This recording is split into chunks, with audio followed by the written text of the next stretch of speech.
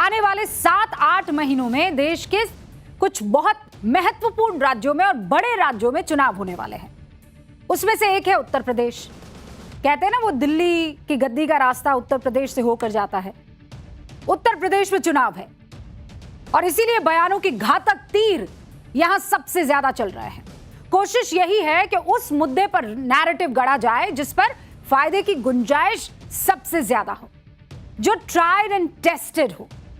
अखिलेश यादव ने एक बार फिर से वही ट्राइड एंड टेस्टेड बयानों की बौछार कर दी है। मैं चाहती हूं सबसे पहले आप उनके इस बयान को सुने।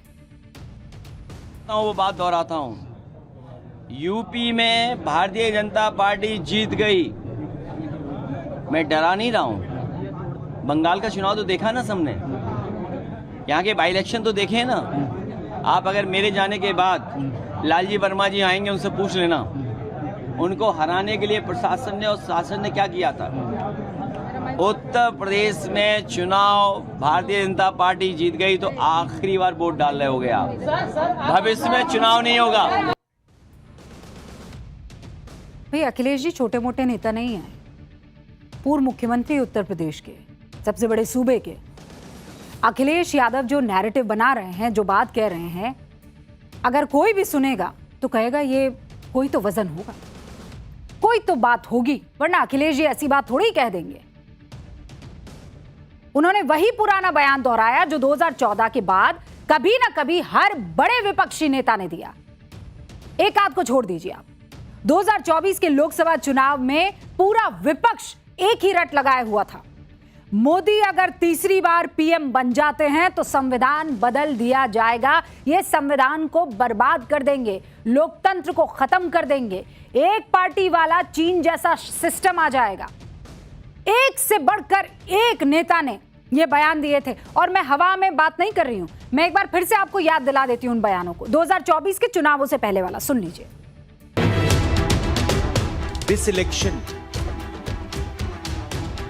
is about those who are trying to destroy the constitution and destroy democracy in this country versus those who are trying to protect the constitution and protect democracy in this country.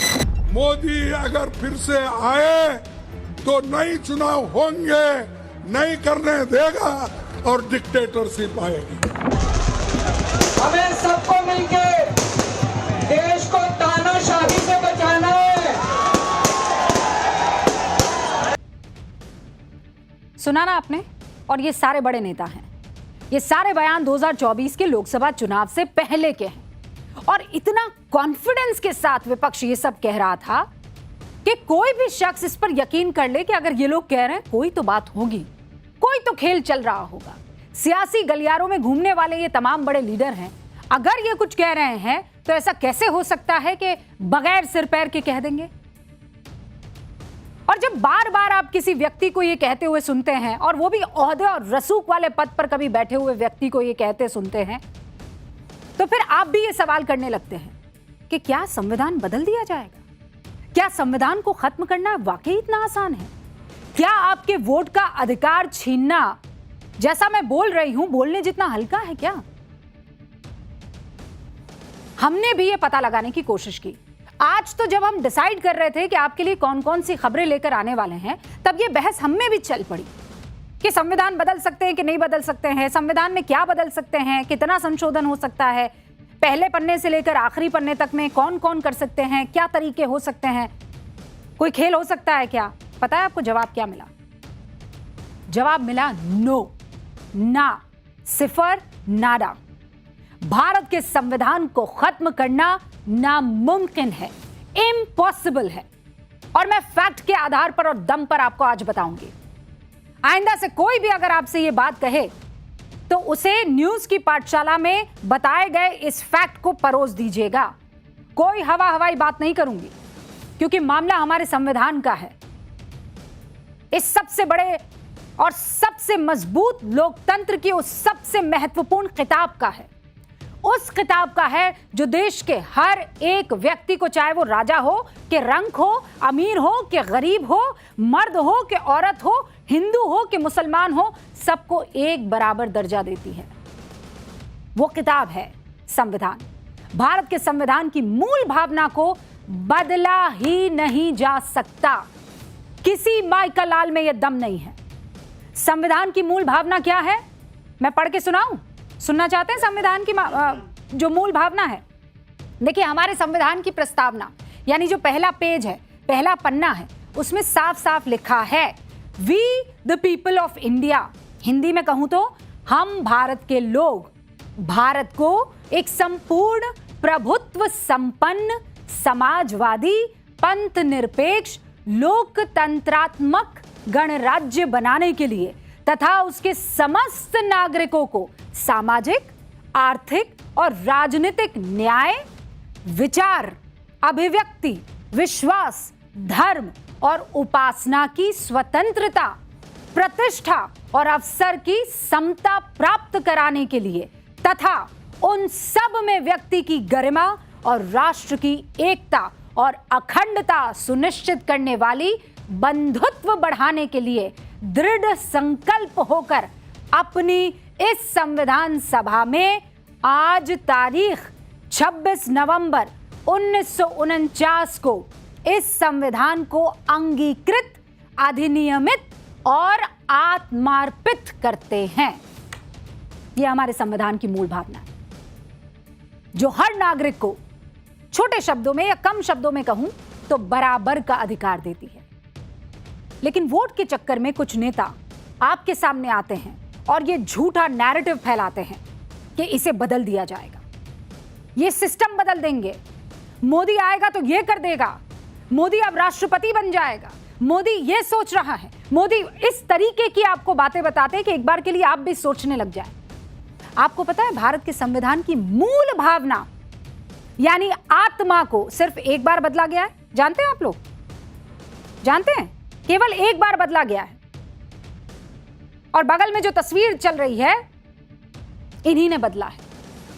जब विपक्ष के सभी नेता jail में थे, जब संसद में कोई सरकार के खिलाफ बोलने वाला नहीं था, जब संसद के कार्यकाल को 5 साल से आगे बढ़ाकर 6 साल कर दिया गया था, जब देश में एकमात्र बार आपातकाल लगाया गया था और आम जनता के मौलिक अधिकार को सीमित कर दिया गया था, और यह सब एक ही बार हुआ। जिन इंदिरा गांधी ने यह सब किया, उनकी ही पार्टी कांग्रेस के साथ गठबंधन में खड़े अखिलेश यादव कह रहे हैं कि लोगों के वोटिंग अधिकार खत्म हो जाएंगे। हर चुनाव से पहले यही बात कही जाती है। मजाक समझ रखा है हमारे संविधान को।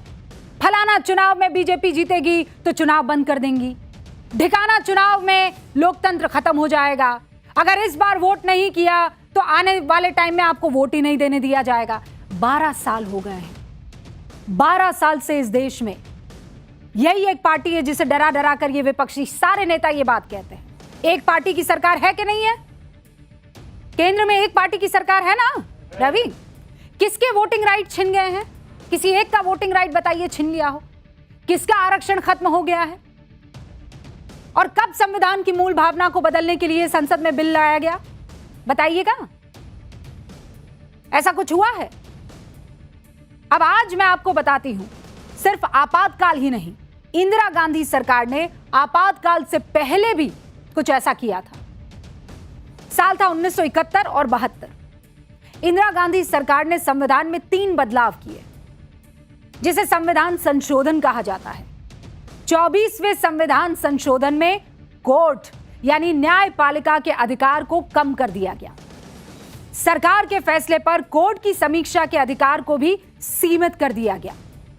25वें संवैधानिक संशोधन में लागू ये जो सारे बदलाव थे, लोगों के मूल अधिकार को भी कम कर दिया गया।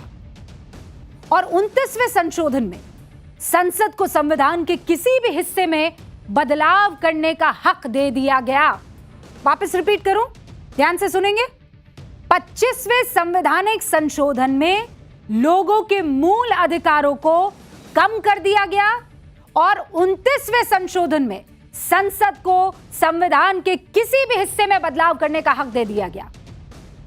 कौन सा संशोधन था वो? 29वां संशोधन, जिसमें संविधान के किसी भी हिस्से में बदलाव करने का हक दे दिया गया संसद को। कितना खतरनाक है। अगर ये फैसला जैसा संविधान संशोधन किया गया था, अगर सुप्रीम कोर्ट ने दखल नहीं दिया होता, तो आज जो बात ये अखिलेश यादव कह रहे हैं, राहुल गांधी कह रहे हैं, खड़गे जी कह रहे हैं, वो वहां पर आम आदमी पार्टी के संस्थापक कह रहे हैं, ये सब सच होता। अगर ये 29वां संशोधन जस का तस रहता तो फिर हो सकता था, क्योंकि इंदिरा गांधी संसद को ये हक दे चुकी थी। लेकिन तब केशवानंद भारती जैसे लोग खड़े हो गए। कौन खड़े हो गए? केशवानंद भारती जैसे लोग। केशवानंद भारती ने इंदिरा गांधी की सरकार में जो ये बदलाव किए गए थे उसके खिलाफ सुप्रीम कोर्ट का दरवाजा खटखटाया, याचिका लगाई, और सुप्रीम कोर्ट में जब याचिका दाखिल की गई तो आपको पता है क्या हुआ? ये पहली बार संविधान में 13 जजेस की बेंच बैठी। आज तक ऐसा कभी नहीं हुआ कि 13 जजेस की बेंच बैठी हो। कितने दिनों की सुनवाई हुई? 68 दिनों की। संविधान के मूल ढांचे के उल्लंघन का तर्क इसमें दिया गया केशवानंद भारती ने, कि संविधान का जो मूल ढांचा है ना, वो उस 29वें संशोधन की वजह से पूरी तरह से उसका उल्लंघन हो रहा है।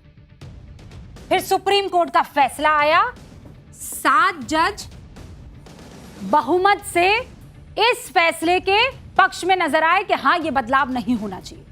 संविधान के मूल ढांचे में बदलाव पर उसके बाद रोक लग गई।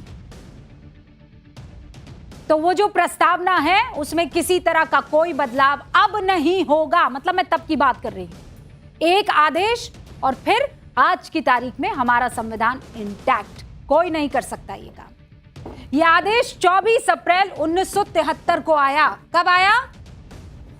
1973। तारीख क्या थी? 24 अप्रैल।